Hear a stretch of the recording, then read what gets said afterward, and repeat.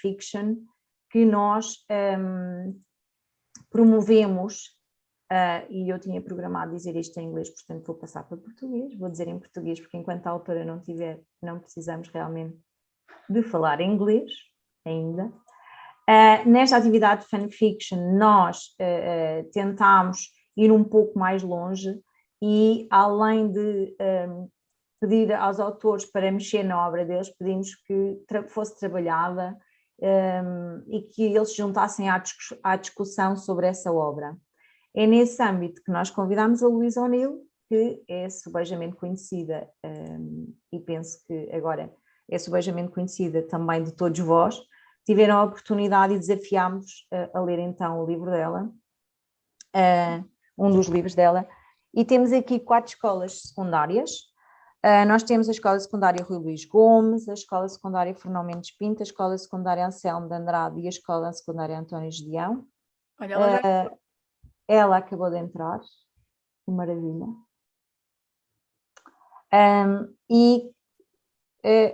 Queria agradecer-vos imenso em nome do festival pelo trabalho e do projeto Read On, pelo trabalho que vocês fizeram, porque nós já podemos dar uma vista de olhos em alguns trabalhos e ainda não vimos tudo o que nos espera e realmente já percebemos que estão excelentes. Vou, antes ainda de passar a falar em inglês, deixar-vos 4 regrazinhas para podermos participar e de uma forma ordenada.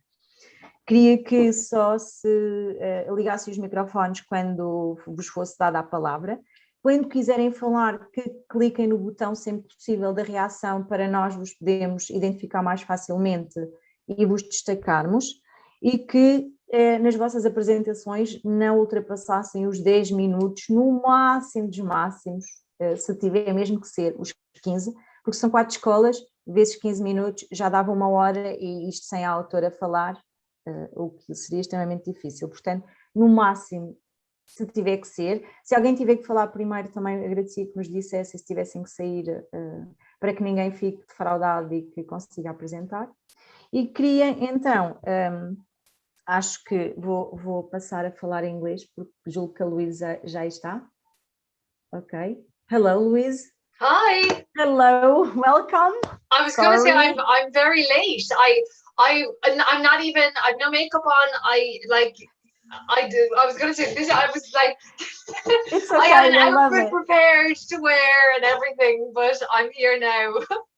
Oh no, it's okay. You're lovely. Anyway, so thank you for this mistake. I don't know, but I think you didn't understand that we have the same time zone. So when I mean, I was pretty sure that it said 3:30 Irish time, and then I had to be online for 3:15. So I had everything ready, my alarm set, all my stuff done. But anyway, we're here now. Sorry, but thank you. So we were presenting each other. We have 4 secondary schools with us. We were welcoming everyone, and also you, for this 4th edition of our Read On Festival online this time. We are very sorry. I'm so disappointed. We are too. I was talking to my mother earlier, and I was saying how disappointed I was that because I'd been so looking forward to it when I was asked to do it. I was so excited at the thought of getting to go to all of these countries and meeting all of these people. So yes. It's not quite the same being online, but still, it's great that we can still do it. Yes, and I think we all think the same and feel the same, but there will be other opportunities, we hope. So as we know, you are writing more books, so next time with another book. So it's possible, and we hope that next year we can also have our festival on site, which is on a very wonderful place here in Portugal. So we have Helena Magalhães. So we have 4 schools, 4 secondary schools. Many students have worked on your book, and they will present you, as I sent you before, they will present their work and their thoughts about your book. And we have Helena Magalhães with us. Helena, as Hi. You also know her, she has a So I will present to everyone in English, I think. So Helena is also a writer and one of the new voices in Portuguese literature. Her second novel was a finalist for the Bertrand Awards 2019 and spent more than 20 weeks in the most widely read books in Portugal on Goodreads. So she's also the creator of Book Gang, the most influential digital book in Portugal. Oh, wow. Our mission is to change reading habits and to encourage young people to read, just like every one of us, I think. Yeah. A curation and understanding of the market needs led to the Book Gang's success, which now has its own bookstore and a monthly subscription literary box, bringing books closer to digital worlds. Incredible. Oh my God, that's amazing. Yes. Very impressive. So I go off scene and I leave you. I will stay here, but I want you to speak to the students and to Elena, okay? Welcome. See you in a Thank moment. you so much. Thank you. Let me just tell you that Ask for It was one of the books in last year monthly subscription.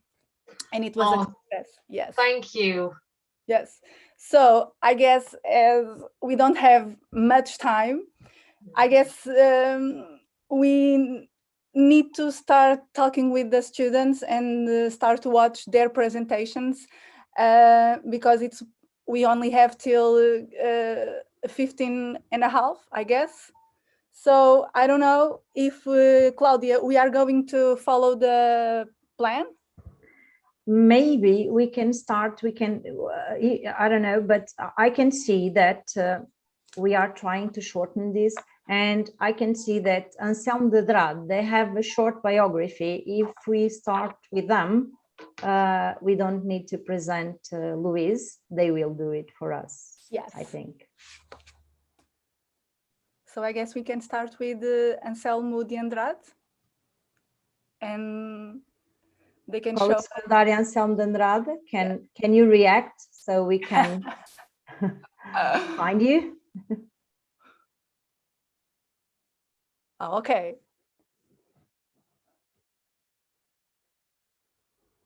Okay. Now they're gone. Hello? Hello, can you hear me? Yes. Hi. Hi, we are going to start by sharing our screen, I guess. We don't have a big biography about her, but we'll show what we've got. Yes. Okay, the first thing I have to say is thank you for giving us a bit of your time. We are very big fans and are very happy we could meet you, and we hope you really like what we are going to show you about our. That's great.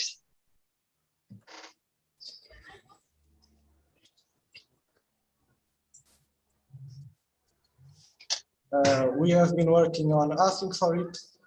As a class, we have been delivering handouts to our teachers about various projects we have been doing on your book, and we are going to show you some of them. Great. We listened to a podcast you were in called The Moments That Made Me, where you talked about your life, and we even created a Padlet. We don't have time to show it, but it's got the details and things we said in the podcast there. Then we started reading the book, but before that, we did Ask the Author with you. I don't know if you remember it. Yes, I do. It was great. We asked you some questions as a class, and we really liked it. Then we started reading the book, and we did some mind maps so that we don't get lost in the story. It isn't really readable, but I think you get the idea of what. Yeah. And the last thing we did is one of our favorites. It's a small video where we all did some impersonations and role-playing of characters of your book. It's really cool, and we'd like you to see it. Great. We are going to play it now. I saw them last night, and they looked very strange. But I don't know if Emma was okay. How can you say that? Are you blind? Can't you see that she only cares about herself? She wanted this to happen. I'm sick of people thinking they know me. No one knows what I'm going through right now. I'm not Emma anymore. I'm just a body, a used body with those poisonings all over it. Why even my best friends think I'm just a pretty face with nothing but jealousy and lack? I know I'm the most pretty and hot girl in the nation, but I didn't deserve it, right? I guess I will never know if they are right thing I'm asking for it. But I just want this to end. I just want my old life back. You told me you didn't say no. I didn't say yes either. So we came to the conclusion that it was easier to pretend it didn't happen. Even the girls, Maggie and Jamie, they were really good friends, but as soon as they know about the story, they just turn their backs on her and you believe in her part. Yeah, I really got surprised about that because I also thought they would be friends forever or at least for a few years. But when they knew about the story, they just, well, fuck Emma. Even Ma'am was surprised. Hello, everyone. Do you know where's the booze? Over there. Wait, are you already drunk? Because I can smell a hint of vomit. Yes, I'm wasted. What's the problem with that? And to be honest, that's none of your business, and I do whatever I want to. Everyone here chose to believe in the boys instead of believing in Hannah, and they not even know the other side of the story, her side of the story. It breaks my heart knowing that she has no one to talk with. She lost her other friends. I think her parents don't understand her on the right way. Yeah, I was asking. So you want to know who's assholes who raped my sister, right? What's your problem, dude? That's what was asking for it anyway. Brian, let's just keep going. He's not worth our time. Wait, Colin. I'm not gonna let him go without teaching him some manners first. Hey, I did nothing wrong. Everyone knows him, it's just a heart. She probably liked it anyway, so I don't really see the problem with what I've done. Jesus Christ, dude, are you that much of an idiot? How can you not see what you did was completely wrong? It should be even considered a crime. She was all over me anyway. I just went with the flow. What are you talking about? She's just like the other ones. After I use her, I can throw in the trash for all I care. I will never forgive you guys have done to Emma. She'll never be the same after this. Why do you care so much about her? It's not like she treats you well or anything like that. What do you mean? And why do you even care? Come on, Connor. Everyone knows you like her, and she won't even make an effort to try to be nice to you.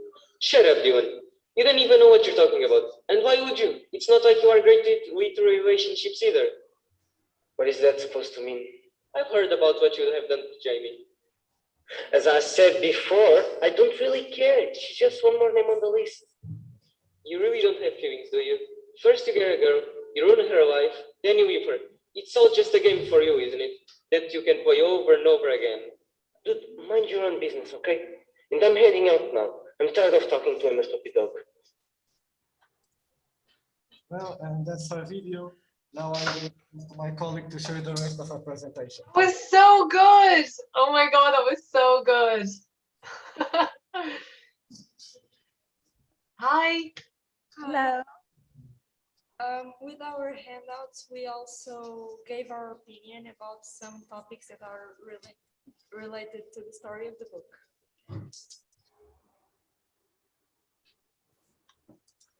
Tentem falar um pouquinho mais alto, Anselmo. We discussed about Emma's beauty and the relationship between Emma and other women.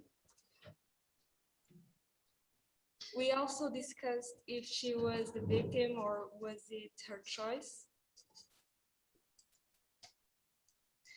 After that, we also talked about the topic of sexual consent. And finally, we also talked about social media and rape.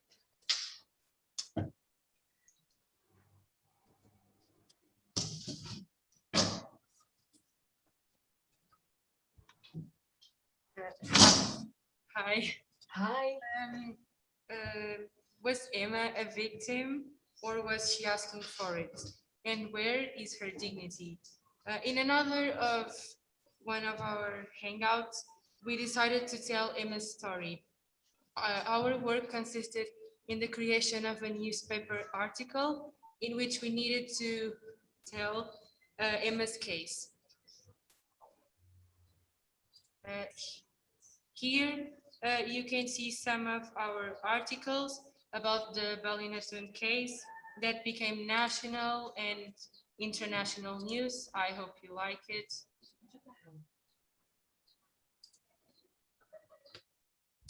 And as you can see, here in this specific hangout, we talked about several topics like rape culture, sexual abuse, gender discrimination, women as objects, sexual consent, drugs and alcohol, online bullying, and friendships and family relationships. This is amazing. I'm so impressed. I'm going to pass to my colleague.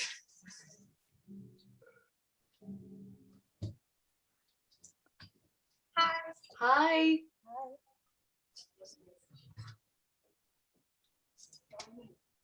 Well, now I want you to look at this poster and think the message behind it. Would you feel good if you were the cause of someone's physical or emotional problems? I think the answer is no.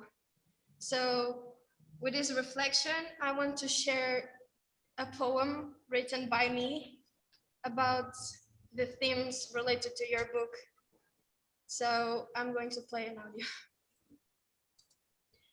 Was I asking for it? Color, gender, money, power. Social pressure is exhausting. Yes, I am a woman and I want to be free of judgment. I've been humiliated, harassed, prejudiced. They abused my body and wanted to bend my thoughts. I just want to be free. What's wrong with the differences? Would you like to live in a world in which yellow is the only color? No. So stop discriminating against us because we are different. We shouldn't hurt people. We should respect others. No, it's a no. Sexual abuse is cowardice. Hurting people like this leaves scars for the rest of their lives. It rips my self-esteem, my dignity. Hurting someone is like cutting a piece of paper. Once you cut it, it will never go back to normal.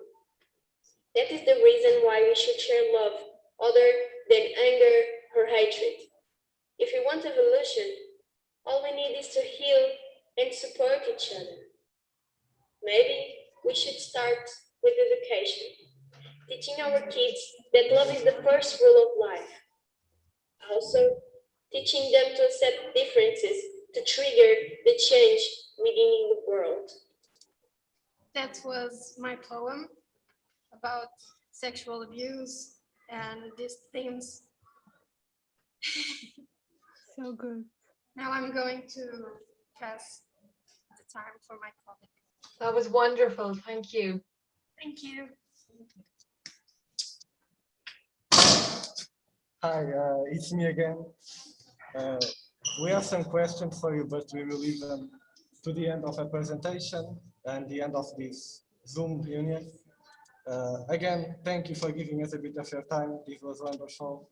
And well, Thank you. Thank you so much for all of this hard work. It's incredible. okay, thank you. Thank you. It was so good. Oh, so good. It's so wonderful to see them discussing the rape culture and the themes of the book, you know? Yeah, I'm always so impressed whenever I speak to young people, how they engage with the themes and just how smart and kind of and really compassionate they are, I think, when they're talking about this book. It's really great. Yes, it's really. So now, can we go to António Gideão? Gideão? Então podemos ir para vocês. Can we go to you now? Where are you?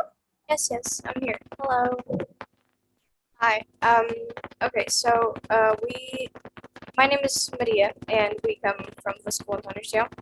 I'm here with my classmate Ines. We both did this group project with more two classmates that couldn't be here today. And we did it for a project called Cidadania e Desenvolvimento.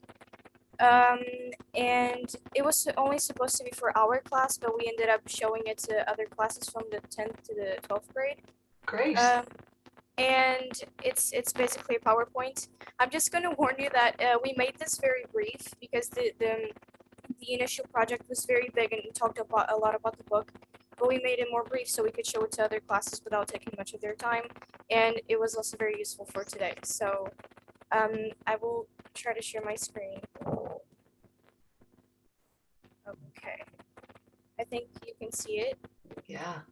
Okay, so we chose this picture because this basically shows that the skirt defines the length of the skirt defines whether you want to show yourself more or not, whether you should whether you were asking for it or not. And we wanted to show that this is a thing that a lot of people think, and it's really not what it should be. We should normalize the fact that clothes define other people or define whether they should be harassed or abused. Sorry. This is an introduction basically to the to the PowerPoint, because it says here our society may show that sexual abuse is an important topic, but in a way we already normalize subjects like these. Sexual abuse can come from a simple touch with no consent to actual rape, and it is considered so common, but we see it as inevitable for women. I guess that says there what we actually wanted to show. So this is a picture from the play, and we shared some phrases that a lot of women hear when they're going out, that they shouldn't be alone, they should put something over the clothes that they have because they're too provocative, and they should always cover their drinks because they can be doped. Basically, they can get some substance into it. And we like to ask the other classes whether she was really asking for it based on the clothes that she was wearing.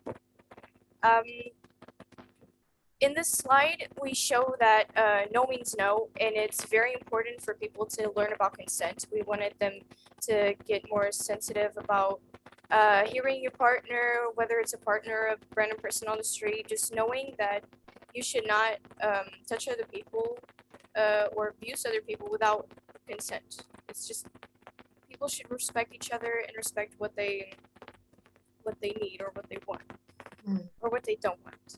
Oh, and to be open and express their opinions, because it's also a thing that happens with couples.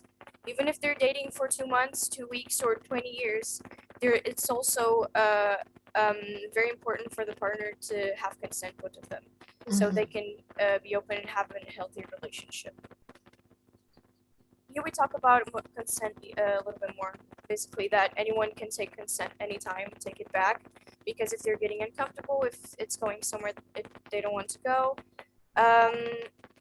they can just stop it and respect the fact that your partner wants to stop. They don't want to keep going with it. Here, it talks about in Emma's story. She was posted online, her intimate pictures, and we wanted to show the other people, the other classes, that in our generation it's very common for people to post their pictures, intimate pictures of their partners or maybe friends as a joke and without any type of consent. It has happened before, and we see it happen, and they get just joked. They don't take it seriously. They don't care about it. They just think it's funny. And we wanted to remember them that when a partner shows these type of pictures, and when they share it, you should always respect it and don't show it to your friends. Even if it's just a compliment, your girlfriend or a boyfriend, just don't do it because she or he didn't want that to be shared with other people. Here, it talks a lot about Emma's story, basically, because she was always blamed the victim most of the time. Not blaming the victim, blamed as she deserved it, basically. She was a whore because she was dressed like that, and she wanted She, like one of the girl, her friends said that you can choose one guy, you have to go with 3 in one night. So she was like blamed a lot for a thing that she didn't meant to happen.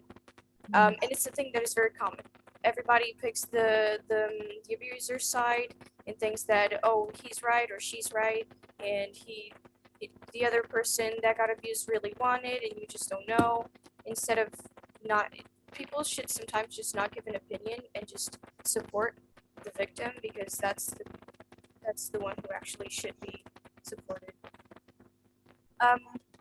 Here we talk about the basically taking these abuse reports to trial, because a lot of people don't report it because they're scared of being shamed. They feel like they're not going to be taken seriously, because it has happened most of the times that these abuse reports are not taken seriously, and women are just they're just disbelieved.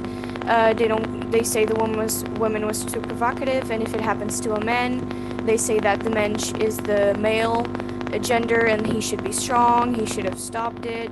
But it's very common for other men also to be raped, although it's not very much talked about. So we wanted to show it to other people as well, because we wanted to basically show them that it's a thing, it happens. And we wanted to show them that if it ever happens to them, so they can report it and talk about it with someone else. And okay, this is basically victim blaming. We talk about it because it's basically what I said. They're always blamed by being too provocative, and most of the proof that they show, like what happened in Emma's story, the pictures were not considered enough because, well, they're pictures and they could have been photoshopped or something. They were not considered enough to be used in trial. And we wanted to remember people that a lot of victims like to put things in the past and not talk about it and not make it big. And as I said, not report it, so they can just forget about it and move on. You wanted to show a real case that a woman actually was raped and killed by a police officer. And she had every rule that the society has created to go outside. She was always on her phone with her friend every time she left her house, because I'm sorry, I forgot to explain this. Sarah used to go to her friend's house every night, almost every night. And so this was in England. And she would always wear very warm clothes, very covered. She used to be with her friend on the phone all the time, so she can tell her whether she's home, she's okay or not. And this still happened. So she was careful. Although it's nighttime, she used to wear bright clothes, and she still got hurt. She still got abused and killed. But she was seen as the victim because she used every rule. Although Emma was not seen as the victim, Emma was seen as the provocative one who actually deserved it, which is very wrong with society, because the fact that you're wearing warm clothes and clothes that cover you enough doesn't matter, because even if a woman or a man is naked on the street, doesn't give anyone the power to abuse them or to harass them. And yeah, here in the end, we wanted to show that it's basically a video. I don't know if you guys want to see it, but it's basically about an expedition in Ohio, I'm pretty sure. It's called What Were You Wearing? And it just shows a lot of clothes from people who actually donated them to the expedition, to show that it doesn't matter what you're wearing. These are clothes that the victims were wearing when they were abused. And we put these 4 pictures so like you could see pretty much every kind of clothes. And yeah, that's pretty much it. That's the work. You can share the link in the chat, the link for the video. So yeah, there's also a little QR code that I put there, but can I stop sharing so I can share the link in the Zoom chat? Yes. Okay. Because we don't have much time, so Louise can watch it later maybe. I want it to be Can we brief. I was stay trying- on? Can we stay on for a little bit longer, or does it have to finish? Like, can we stay on for another 15 minutes, or? I don't know. It's about Claudia. Hello. If for us it will be okay, but I'm not sure about the classes and the students because I think sometimes they have to change class. So, but I can ask for the teachers for Fernão Mendes Pinto and the Rui Luís Gomes School. Can we stay a little bit longer? Just, I'd love to see them. I know I just. Can you answer us? Is it okay if we extend a little bit this session?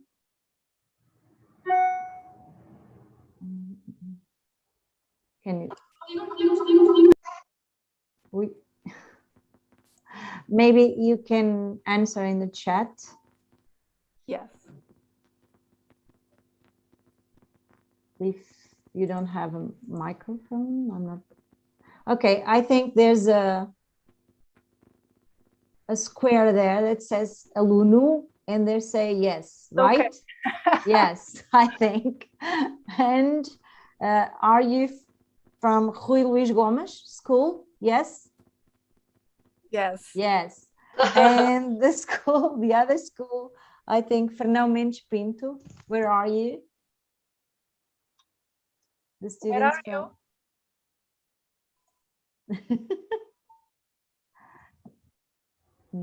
They're not here. Can you react? Okay, we will stay a little bit longer, even if it is only with the ones who can. Yes. I can stay too. We will stop, maybe we will stop sharing on YouTube because we have another session, but that's okay. We can stay as long as you want. I can Great. stay here. I think, Elena, can you stay too? Yes. So it's okay. We will stay with Rui Luís Gomes. Maybe you can. Sorry to Yes, João. We can share the next session on Facebook and go on with YouTube. It's Okay. It's okay. We will go on until you want. Yeah, you can go on. Yeah. Okay. Thank you. Now, maybe can we watch the movie? Great. The I movie. think she shared it, and maybe in the end, so we can go on and then we can watch the movie. Yes. Because they have a lot of things to show you. Oh, it's amazing. The work they've put in is incredible. And we also want to hear you. So Yes, we would like to hear what you feel with watching and listening to all of these conversations. It's very, I mean, it's kind of strange. I mean, I'm sitting here in my this is my writing room. I live in a very small little village by the sea in West Cork in the south of Ireland. So it's quite a surreal experience just to see all of these students, you know, in Portugal, and to see the response to this book. I feel really overwhelmed and just so lucky. That's the only, honestly, I just feel so delighted. So thank you all so much. I just can't believe how much work you've put into it. I don't know what I was expecting, but I'm blown away. And the way they read the book, and then they talk about the book with other students and other classes, and it's like, I guess it was your message with the book, right? Yeah. Oh God, my heart. It's amazing. It's amazing. Yeah, I know. So now can we go to Escola Fernão Mendes Pinto to see what they have for us? Where are they? No? Claudia, where are they? we're trying to find them. There are many students here. I'm not sure. It's the Aluno chat. No, Aluno, it's Rui Luís Gomes. Maybe we go to Rui Luís Gomes and try to find the other school later. Okay. Oh, Educação Especial raised hand. I think. Oh, okay. I think maybe Educação Especial is Fernão Mendes Pinto. Henrique, No, can it's you... not. No, it's not. It's not? No, Okay. I will phone to the school. Ask the next school I will phone. No, he's from Escola Secundária António Gedeão. António Gedeão, okay. So I do a phone call. Okay, can I say something? It's from António Gedeão. I'm an English teacher. I just wanted to say that when we chose this book from Louise, I thought it might be a little too heavy for my students. And I put it into consideration to them, and they read it, and they decided that not only would they work on it, but also to share some of these ideas with their classmates. And then what happened was that they asked the school board, and then they went to all the secondary classes, and they just sat in this debate of all the students giving their opinions on it and on how society would or should have dealt with it. And that's a good thing to do with young people, so that if we want to change their minds. Just adding that they had done another item to send to Louise, which was a cover, an alternative cover for the book. And then they will eventually show if they have time, or they'll just send it. Thank Amazing. you.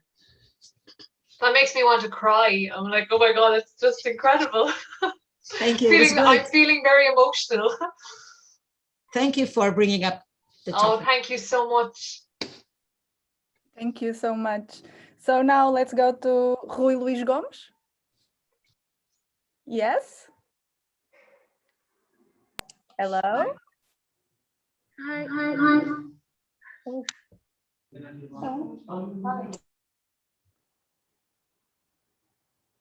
Phenomenon Spin School, they are having difficulties with the connection. They are trying and trying. They are trying and trying. Wi-Fi issues. Yeah. It's been a year of it. Hello. Hi. Hi. Hi. Hi everyone. My name is Sylvia. My name is Beatriz. I'm 17 years old. I'm 16. And we are from Portugal, more specifically Almada, and we study at Rui Luís Gomes Middle and High School. We and the rest of our class, we decided to discuss the main subject that the book in question talks about. The sexual and privacy abuse of Emma in English and philosophy class. And we decided to share it with you guys. Starting by English, where we talk about what would I'm sorry, I'm kind of nervous. Oh, it's okay, don't be nervous. What we would do if this situation happened to us, and the majority said they would have taken the perpetrators to court to stop this from happening. But some of us also said that they would feel terribly humiliated, and because of that, they wouldn't do it. Instead, they would look for professional help in order to overcome the trauma. In the same class, we also talked about the worst thing that occurred to Emma. And we all concurred that being sexually abused and filmed without consent are both very horrifying. I'm sorry. Hi. In philosophy class, we essentially talked about the lack of ethics of the rapists, the psychological issues that people that go through similar situations to Emma gain after experiencing it, and we also talked about sexual consent. After analyzing the situation and the many factors that it involves, we concluded that the boy did things to Emma that were against human rights, such as invasion of privacy, and because of that, they were extremely immoral. Now about the psychological issues. Our philosophy teacher, who is a psychology teacher too, explained to us that it is common to people that went through similar situations to feel disgusted about their bodies and feel like they are guilty for having suffered, just like Emma did. And we also talked about sexual consent, due to the fact that Emma denied to have sexual intercourse with Paul, but he did it anyways. And our teacher explained also that even if she agreed to have what Paul wanted, he wasn't allowed to do it because she wasn't 100% conscious. So this means that a person can only consent doing something if they are totally conscious and if they agree. And as we all could see, it didn't happen. And now summarizing everything, in both classes, we came to the conclusion that no one deserves to go through a situation like this, even if they are the worst people in the world, and that the victim is never guilty, but the perpetrators are. So this means that Emma wasn't asking for it. That's it. Very good. They are clapping. Yes. It's so good. I don't know, Claudia, are we gonna have the other school here? I think they are not able to go into the session, but we have their work. They sent us before, so maybe I can show something they did. So I'll try. Yeah, I'd love to see it. Yes. And what school did you say this one was? The last one, the ones who just talked, was Rui Luís Gomes, and the one I'm going to show you now is Fernão Mendes Pinto, who was a Portuguese navigator. And are all of these schools from very different parts of Portugal, or? No, they are, these schools specifically, they are from Almada, our municipality, because we gave them your book and asked them to read it. So brilliant. These schools are all from our municipality. Okay, maybe can you see my screen? Yeah. Okay, I think I'm sharing. Olá, sou Nelly Agirola, 18 e venho de Almada. Olá, chamo-me David Carvalho, sou aluno 18º. Cláudia, vê lá se partilhaste com um partilha de som. Partilhei, mas não está. Está muito baixinho, não podias ter posto aquelas coisas, está baixinho. Eu partilhei, é mesmo o som deles. Sorry, I'm talking about the sound. Okay. Zoom, you need to share the sound as well. Yes, but it's the work. It's just, it's like, yeah. Participamos no projeto IDON e na aula de inglês lemos a obra de Louise O'Neill, Asking for It. A culpa é minha, na tradução portuguesa. Louise O'Neill é uma escritora irlandesa que recebeu já vários prémios.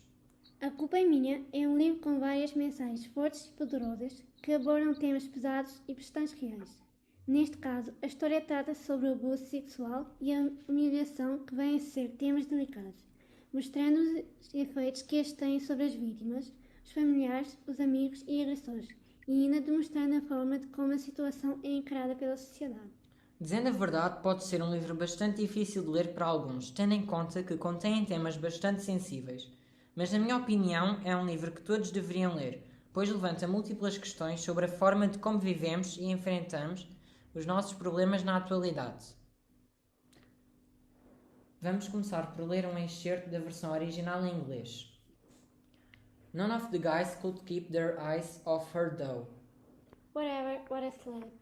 Speaking of sluts, the first voice says, "You're friends with Emma O'Donovan in 5th year, aren't you?" My heartbeat slows to a heavy thud. Should I flush the toilet? Should I walk out and wash my hands?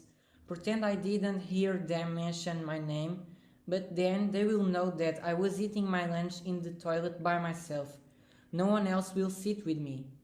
You can't sit with us. I wouldn't say we're friends, the new voice says. Our moms are best friends. And I know why she sounded familiar. It's Caroline Hefferman, Shayla's daughter. We used to play together when our mothers were having coffee and bitching about Bernadette Quirk. I'd have been cornered as soon as she arrived, thrilled to have another girl to play Barbies with. Then she went to first year and started hanging out with her new friends at the bank corner in town. And I was still in 6th class, and it wasn't cool for her to be seen with a kid in primary school. Have you seen the photos? The second girl asks. Bitch, please, the first girl says. Everyone has seen those photos. I bend over, burying my face in my hands. This is not happening, this is not happening, this is not happening, this is not happening, this is not happening. I repeat the words over and over again, trying to make them true. What a whore. I know, it's actually disgusting, like, who does that? Who actually does shit like that and lets them video it? Apparently, she was off her face, the first girl says. Olivia was talking about it last night, and she said Emma O'Donovan was all over Paul O'Brien at the party. That he kept telling her that he got a girlfriend, but that she, basically forced him to squirt with her anyway. God, she thinks so fucking gorgeous. Do you remember the GA gala last year? As if it wasn't bad enough that the fucking 4th year got invited, she had come on to every guy there. Well, she's pretty, you have to give her that. Yeah, and she knows too. What was Paul O'Brien even doing at party? Caroline asked.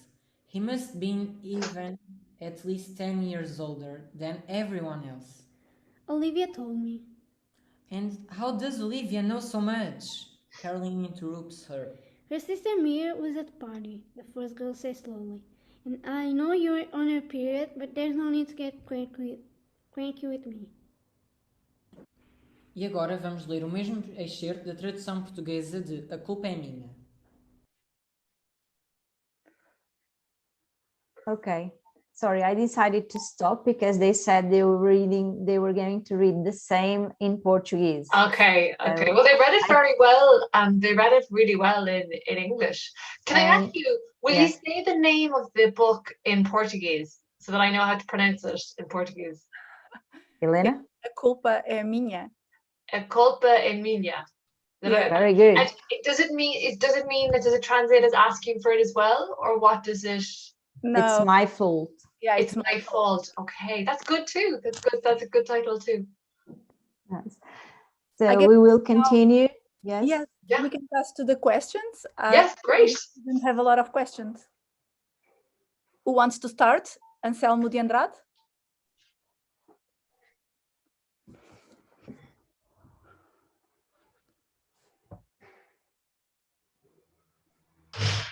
Okay, hello. Can you hear me? Yes. Okay, to finish off our presentation, we would like to ask some questions, if that's all right. Of course. Okay, the first one is, in the end, Emma drops charges. The aftermath of the case seems realistic. Is there hope for all the Emmas in the world? So, will you repeat that last line? Is there hope for all the Emmas in the world? Yeah. You know, the ending was a tough one, because when I was initially planning the book, I had planned that Emma would go to court, that she would have, you know, that day in court. And then when I started doing the research, and I was speaking to people who worked at the Rape Crisis Centre here in Ireland, and started looking at the statistics about how many cases were even brought to court, and then how low the conviction rates were. Ireland has one of the lowest conviction rates for sexual violence and rape in Ireland. So I think the more that I did that research, the more that I thought that it seemed the most authentic ending for this book and this character, that she would feel, I suppose, too afraid to go through with it. And I also really wanted the ending to make the reader feel very angry, which I hope, you know, it does. But I really think it's important for me to say that, you know, for the Emmas of the world and for survivors of sexual violence, that there absolutely is hope. You know, I'm a survivor of sexual violence, and I have lived, you know, that with very good therapy and with a lot of support, you know, I have lived a very happy life. And I know many of my friends who have had similar experiences have also been able, I think, to move on. And I'm not saying that's easy, but it's definitely possible. And I think it's really important to to acknowledge that. Okay, thank you for asking and for the time. Now I'm going to pass to my other colleague. That's okay. Thank you. Thank you.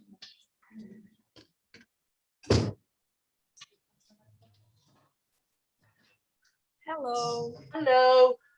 Well, my question is, what advice would you give to someone who is going through a situation similar to Emma? I think it's really, I think the most important thing is probably to try and reach out and get professional support.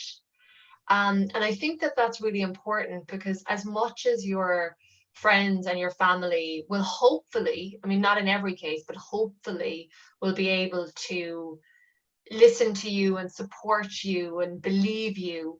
I do think that like a professional, like a therapist, or someone who works in a rape crisis center, someone who does this work every day, I think that they are probably best placed to help survivors and victims. And I do think that's crucial, but I also think it's important to take your time, because so often I think there's pressure put on victims. You know, you must go to the guards or the police, you must do this, you must, you know, and I think that for so many survivors, they are just trying to process what happened to them. So I think it's just to take your time, to reach out for professional support. And also I think to know, as I said earlier, that recovery might not be easy, but it is definitely possible. Well, thank you. Thank you. My colleague.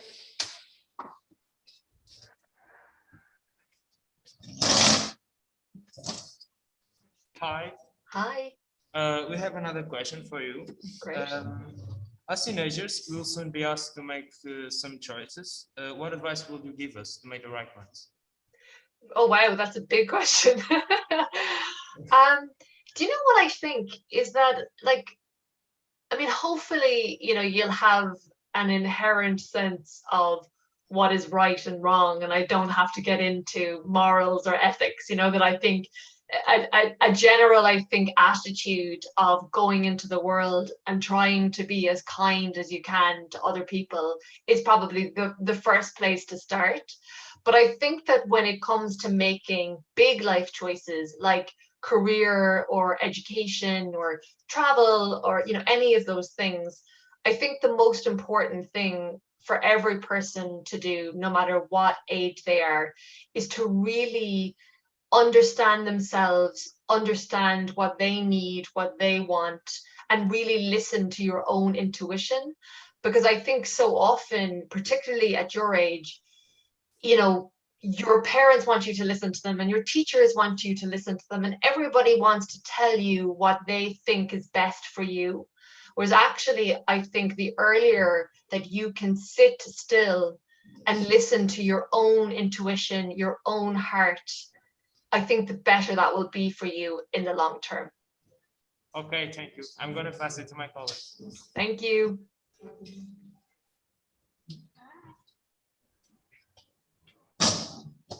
Hi. Hi. So my question is about the book, asking for it. So the priest shows great compassion for Emma's rapists, but not for Emma, the victim. Was this a criticism to the church? I mean, obviously, you know, I grew up Catholic, and I also grew up at a very interesting time, because when I was a child in the 90s, there was a lot of stories emerging in the media about child sexual abuse within the Irish church. So I think that, you know, there was definitely, I suppose, for me growing up, a sort of a rejection of the church in a lot of ways, and seeing the hypocrisy within the church. And, you know, when I was writing Asking for It, it was based on 2 cases in America. One which was called the Steubenville case, and the other was the Maryville case. But I also wanted to make it distinctly Irish. And there had been a story in 2009 in Kerry, where this man was caught on camera raping an unconscious woman. And he was convicted, you know, went to court, he was convicted because they had the camera evidence. And the day that he was convicted, 50 local men lined up outside the court case to shake the rapist's hand and offer him support. And the local priest stood up in court to give him a character testimony. So I suppose, and that was only 2009, and I was writing the book in 2014, so it was quite recent. So I think I wanted to put that in the book to reflect that real life case in 2009 in Kerry. Okay, thank you. Thank you. To my colleague.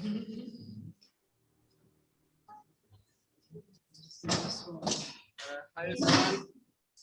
We have other question to do. That is, how can we fight women's discrimination? Yeah, that's it. I mean, another very big question. I could be here for many hours. I think probably one of the most important things is that we have to, I think sometimes we can take these rights for granted, and I think that to make sure that we never get complacent and that we keep moving forward.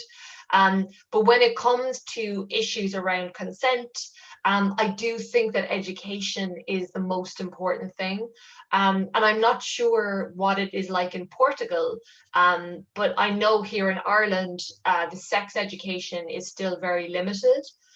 So I have been arguing and lobbying politicians for years now to introduce a very comprehensive, inclusive sex education program that would be mandatory in all schools, regardless of religious orientation, and that it would include, you know, about gender identity, sexuality, and you know, would be LGBTQI friendly, but that consent would be at its heart. And I think that if we had proper education, from, you know, you can talk about consent with children, it doesn't have to be termed in a sexual way. You can say to a 4-year-old child, you know, if you don't want Peter to pull your hair, he can't do that without your permission. He can't touch your hair without your permission. Or if your child doesn't want to hug their grandmother, you say that's fine, you know, no one can hug you without your permission. So I think it's about, like, we can have these conversations in an age appropriate way from when, like, kids are very young, and I think with that education, you could really see a massive difference within a generation. Okay, we are really thankful and grateful for answering our questions. We still have 2 more. Great. To ask, but those ones are going to be asked by a colleague that is at home. So thank you again, and that's it. Thank you. It's okay, Claudia. Do we have time? Yes, it's okay. Great. Louise, don't you think it's a light of hope to see girls and boys talk about this? I do, because I think it's really important that, you know, so often when I am having these conversations or I am speaking at events, it is 90% women. And I think the problem is that so often these are framed as women's issues. But, you know, of course that isn't true. And I think we have to include male voices in this conversation because they need to be a part of the solution. And, you know, as that young woman said earlier, you know, there are many male victims as well. So, you know, they have to be protected and believed too. Yes, I agree. And Selma de Andrade? Hi, my name is Margarida, and I actually have 2 questions. So the first one is, who was your biggest inspiration while you were growing up? Oh God, you're all asking such deep questions. I'm like, who was my biggest inspiration? I mean, writing wise, I mean, like with books, like I read a lot of Enid Blyton and Roald Dahl, and I loved the Narnia books. But I was incredibly close to my grandmother, who was almost like a second mother in a lot of ways. So she was a really important figure. And you know, it's funny, she died in January 2019, and I was just so devastated. But the play of Asking for It had premiered in Cork in June 2018, and she came to see it. And I'm still really grateful, I think, to have had, you know, just to have had her there. And even that she was, you know, she was alive to see me become published, and, you know, because I think she really got a bit of it, you know, she enjoyed it, I think, you know, she was very proud. And so I think, you know, she was probably my greatest inspiration growing up.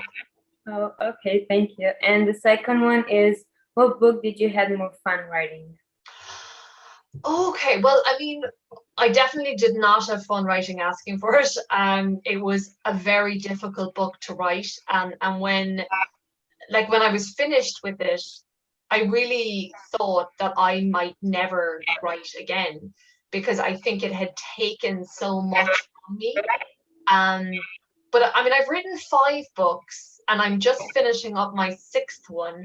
I don't know, that's such a good question. I mean, maybe After the Silence, which is a book for adults, which isn't out in Portugal, but it was my first attempt at a crime novel.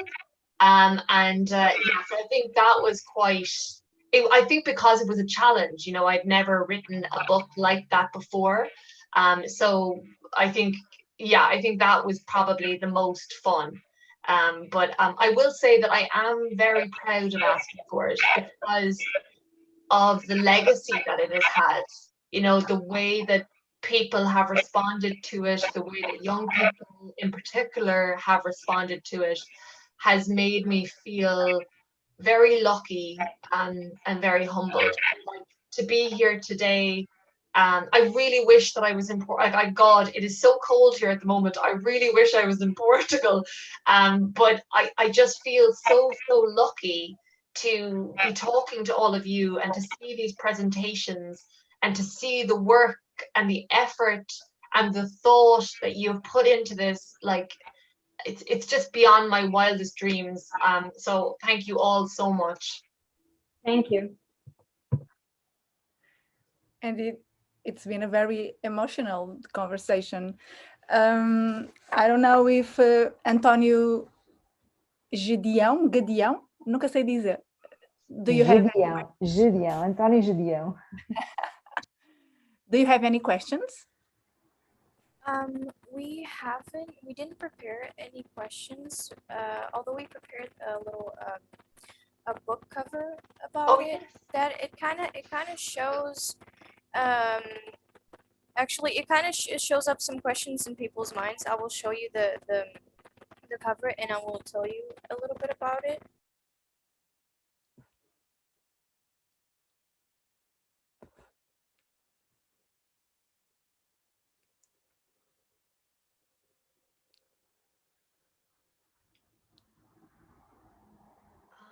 Oh, this is great.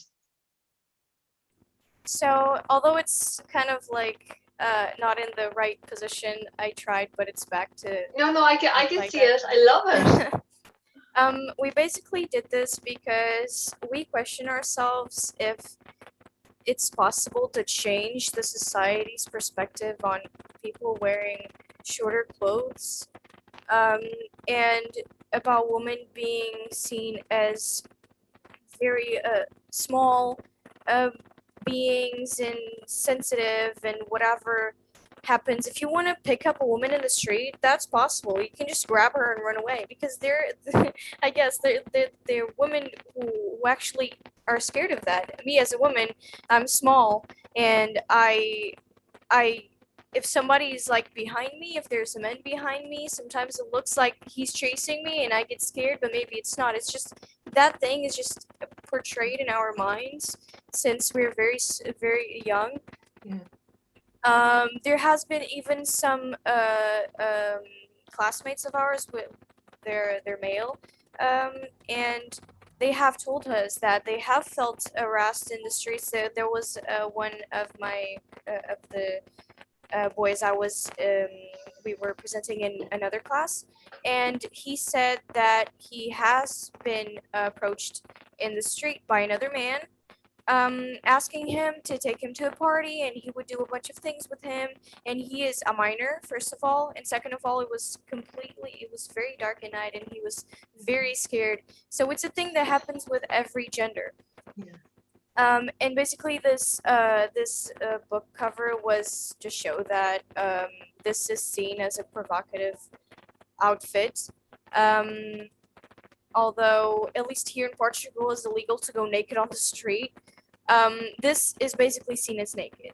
And even in women's fashion, you see a lot that usually the trending fashion is it basically shows a lot of skin, and women like to wear that because it's trendy, and it's a thing that a lot of people wear, and it just inspires us. And it's short skirts and crop tops, and people just see it as a provocative outfit. And in some schools, I've heard in America, those things aren't even allowed because of I forgot the name. It's basically a rule that you can wear things up to a size. I forgot the name. It has a name, basically. But yeah, this is the book cover we made. I love it. Thank you. It's so good. I hope I'm gonna have to get you to send me all of these things after this, because I want to keep them. We want to thank you. I'm here with my classmate Inês, as I have said, and even the other classmates that did this with me, other two classmates, which are Rafaela and Joanna. We all are very, very grateful for being able to show this work with you and all the other students and everyone who's seeing this, because as everybody has said here, and the questions were really good. They portrayed a lot of other people's questions, even things that I was going to ask, but they were just asked by them. It's a very common thing to happen today, and it's very important for other people to see it and to learn. And I don't know if it's, maybe I will share this. Unfortunately, we had some students in another class that we presented that were very disrespectful with the work that we showed, because they were basically making fun of it. I think there's all the every type of opinion.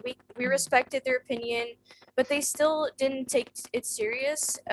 So that's the thing that still happens. And the question that has been kind of asked before about changing people's changing the society. You were talking about changing the society's minds from when we're very young, because we actually wanted to share this work with other people from our school that are from younger grades, but we don't know if it's possible because it takes up a lot of class time. But yeah, it's very important to show it to younger ages because they should know it from the top. Yeah, and I was going to say, with the people who were laughing, I think sometimes people can also get quite nervous. And sometimes in a class situation where maybe their friends are there and they want to seem cool or, whatever. Yeah. Whereas actually, I think that, if you sometimes maybe a one-to-one conversation can really help, and it's not as easy to kind of dismiss it or to laugh or to trivialize it, because I know how hard it is to speak about such important, serious topics, and to feel like someone is laughing is not easy. So well done to you for still going in and doing the presentation.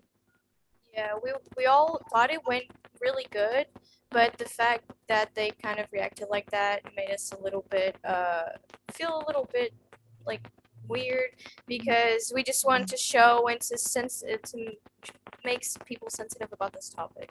Yeah. But you know what? I think the important thing is that you're starting that conversation. And some people are ready to have it and some people are not, but maybe they will be ready next year or the year after, and they will remember in the back of their brain the day that you came into class and showed them this presentation. So I think it might take time, but they'll get there.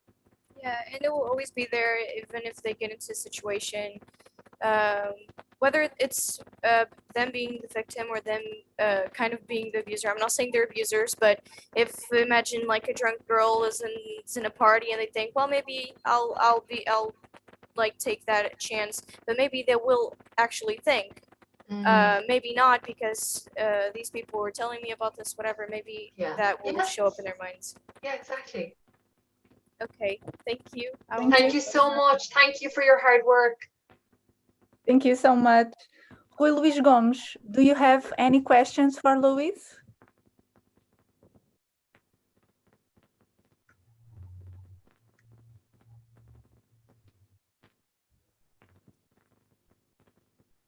Hi. So in philosophy, we talked about something really interesting that is about Emma's attitudes. So we connected it with a borderliner personality because she liked to put herself in danger.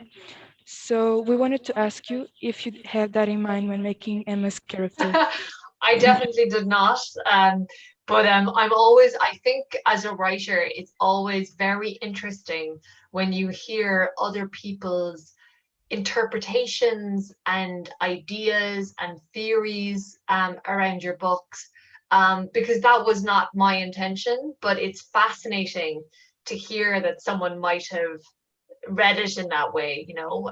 To me, she was, I suppose, just a teenager, and well, maybe what I was like as a teenager. I took a lot of risks and I did some really dumb shit, like, so I think I was maybe projecting or putting a bit of that in Emma. But I also think, you know, I sort of ascribe to the theory of death to the author, and what that means is that, like, I don't believe that my opinions about the book are more correct than your opinions. I think your opinions about the book are just as valid as my opinions about the book. And I think, to leave it open to conversation, to discussion, to interpretation, because I think it's more fun. Like, I have never, you know, that book came out 6 years ago, and I have done so many interviews and events and discussions, and this is the first time anyone has ever said that, and I'm like really fascinated. I think that's a really interesting theory, so thank you. Thank you.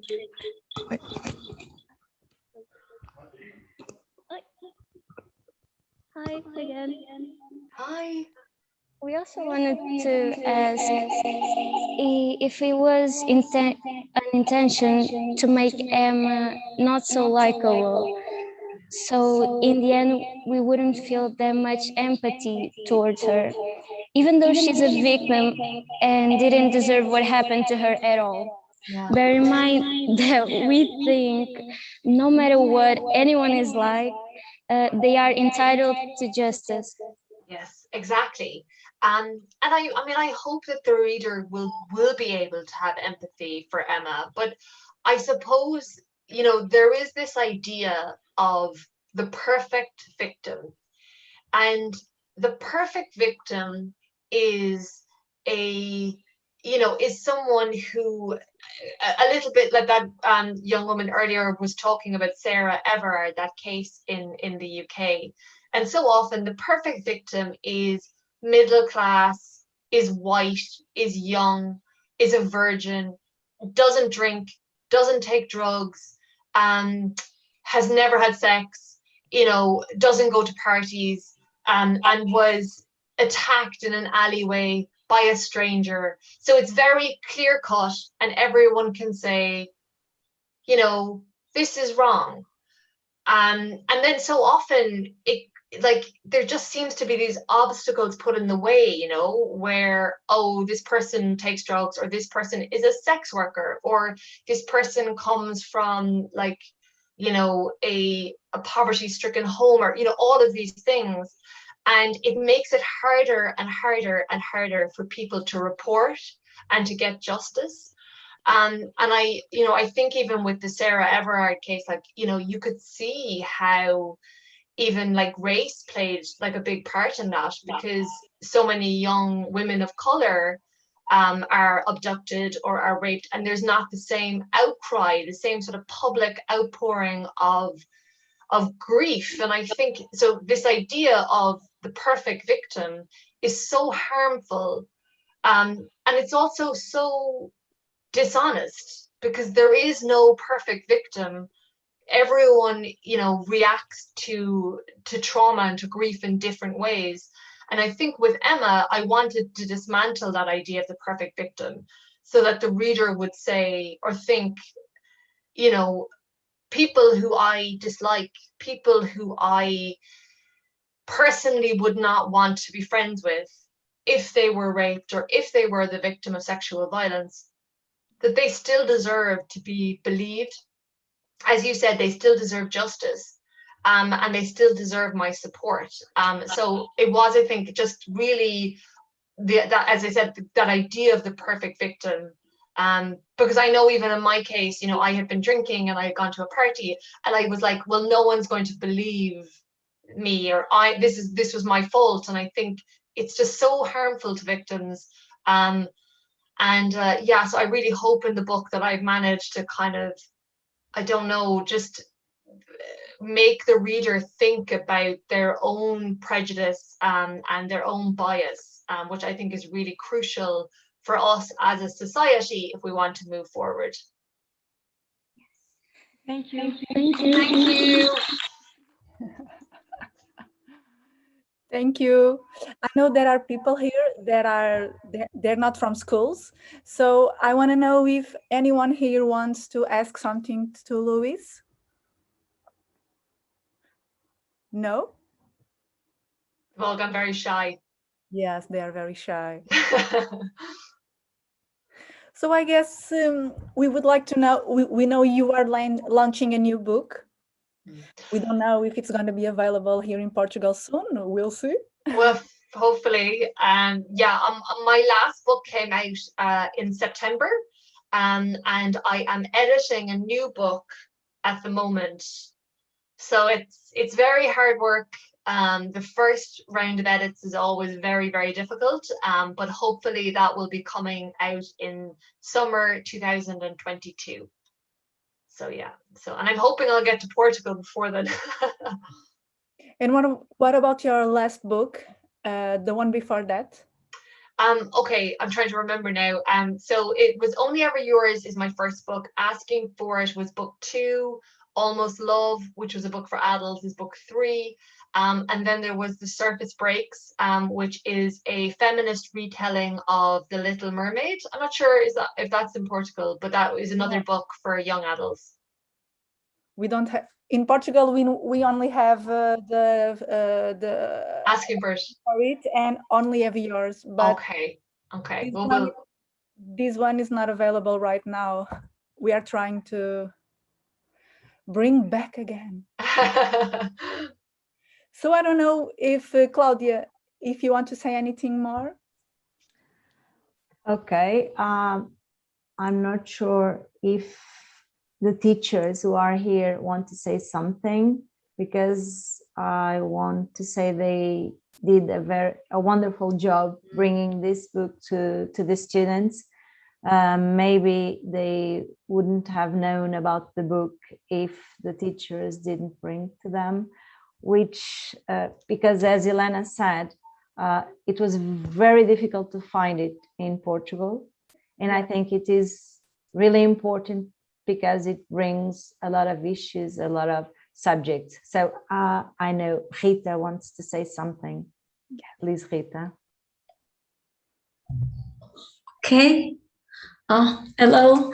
I just wanted to tell something that I find really remarkable in the students. It was that this part that you were saying that the boys also are very aware of these issues, and in Anselmo Andrade, for instance, they try to put themselves in Emma's shoes, and the boys also act as Emma, Jamie, Maggie. So they try to understand their feelings. They try to feel compassion for the others.